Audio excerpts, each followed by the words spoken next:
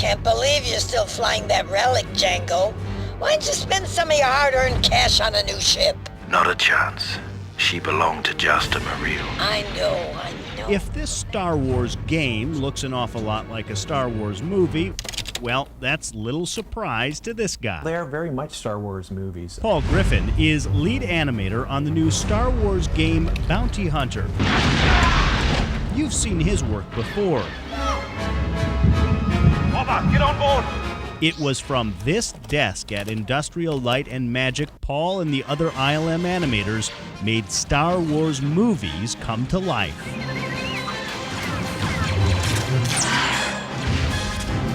It was a tremendous creative opportunity. It was a lot of fun to work on. Let's see. This is the sound of, a very familiar sound of a lightsaber being turned on. In fact, many of the Star Wars movie makers turned their talents to the latest video game.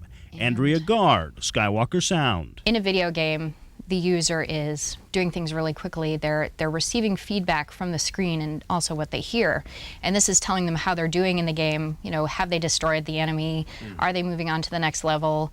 You know, how are they running low on health? That sort of thing. So sound is really important for communicating all those different aspects. Artists at LucasArts turned concepts into models, models into animation, and then Gard, working at a Death Star-like control panel, added sound. For all the Star Wars games, what we want to do is make sounds that are within the Star Wars universe. Every Friday we would drive on down a few blocks down to ILM, and they'd show us what they'd done that week, and most of our feedback was cool.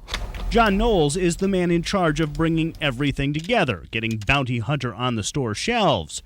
As a kid, he was a Bounty Hunter's biggest fan. When I was a kid, it was my favorite toy. That was the toy I used to kill all the other toys in my room.